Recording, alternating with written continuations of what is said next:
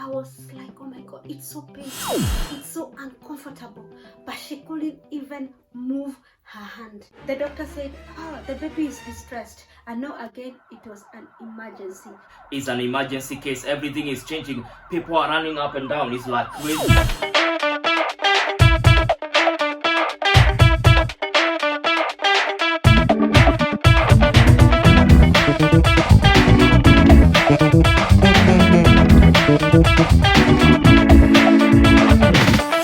Hello guys, welcome back to the Bonnie's family. Real life, real experiences, family things.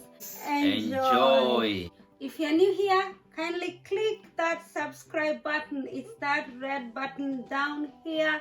Click it, subscribe, and don't forget to click the notification bell so that you're notified every time we upload a new video. Thank you so much for our subscribers. Thank you very much for subscribing to this channel. Mwah! We love you.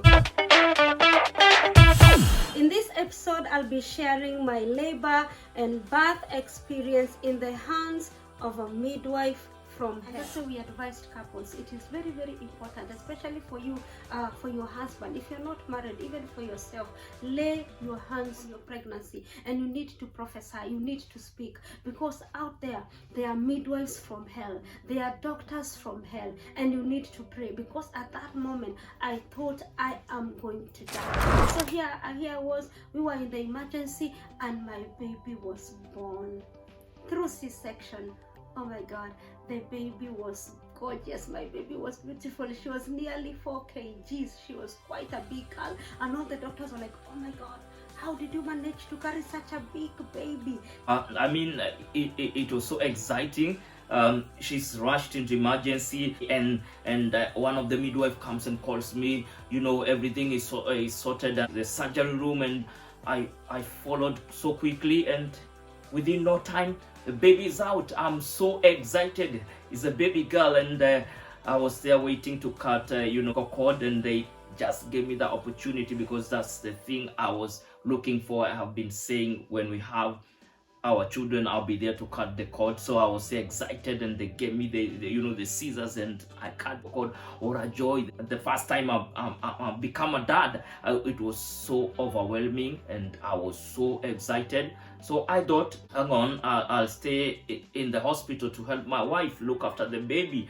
But surprisingly, I was told, now you know what, Dad, you need to go home. I was like, no. They said, yeah, unfortunately now you can't be staying here, you have to go home. And now I have to leave my wife and my new baby. I couldn't believe. I was so disappointed, and I was like, how will she manage? You know, she just gone through the C-section. How will she manage to look after the baby? And now my journey again began. Here I have, it's nearly midnight. Or I think it was in the early afternoon. Yeah, it was in the afternoon. I've given birth through C-section, and now it's nearly in the evening. And now my husband and my mom and dad, they have to leave. They have to leave me there. They have to go home. And so they left me in the hospital. They went home. And here, because of the infection that I've got, I was on drip. And now my baby has been introduced again to the drip, because they are not sure whether she caught the infection or not. And so in the night, because that's when I started feeling the pain. The pain was too much. Every part of me was paining.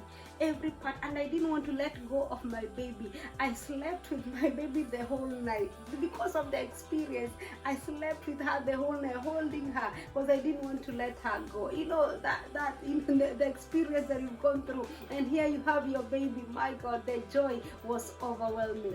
Though the experience was quite harsh, especially in the hands, because the experience that I went through, it's because of the midwife from hell.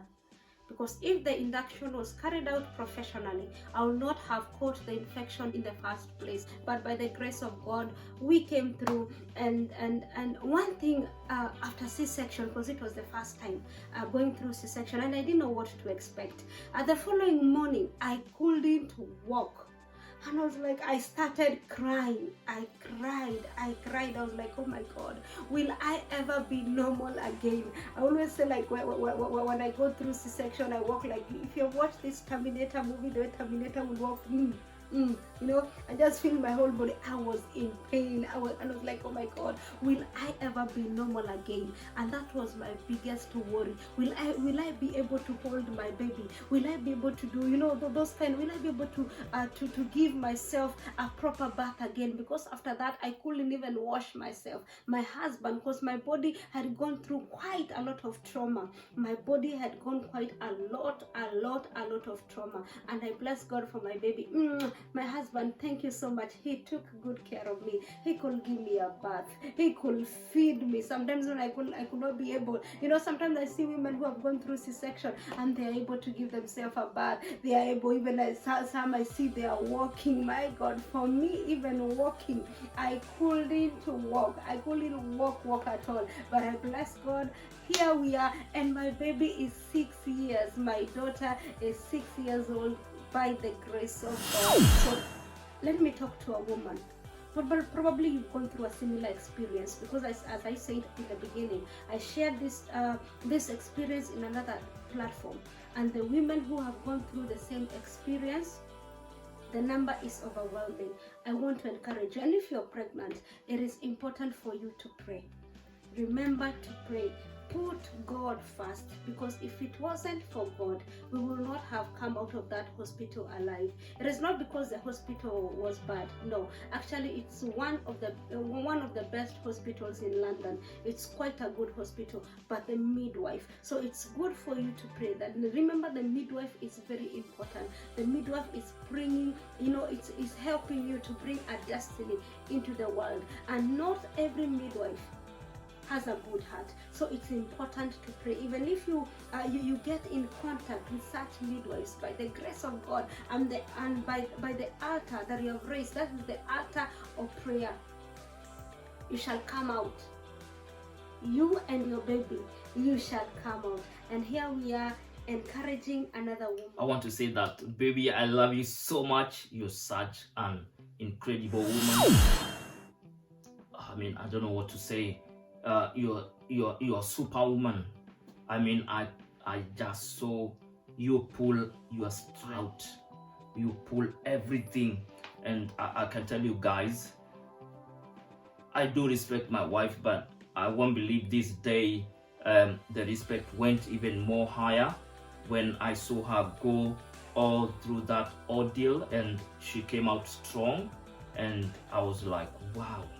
Is this what women go through? We need, as men, to respect women. When we see them, they carry life, they bring life, they go through a lot to bring another life. So, baby, you're such a superwoman. I love you, I love you, I love you big time. And she has owed me, if I can say that. She has carried after that. I thought she would say, no, baby, I don't want another pregnancy. But surprisingly, we have 2 kids after that one, and it's been amazing. The rest, it has been a good journey. It's overwhelming to see what she went through, and she came out strong. So, woman there, please don't you give up. You are carrying life. With God, everything is possible. You are not going to die through that pregnancy. God will preserve you and your children, because you are carrying a destiny. Thank you very much for watching. We are the Bodies family. I believe that this testimony will encourage you, or this life experience will encourage you. You woman, it doesn't matter if you're a single woman. I know that you're married. Encourage your hubby to be that priest. Lay that hands. Don't be afraid. My husband will lay. So let the anointing oil and the hands prophesy and pray. And those prayers, they sustained us even in the valley of death. God bless. God bless you. We love you so much. Please don't you forget to subscribe down below. Make sure you click, as we always tell you, it's for free. It's not for sale, it's for free. Click the subscribe button, and don't forget the bell, so that whenever we put a new video, you will be the first one to watch and to comment. God bless you. We love you.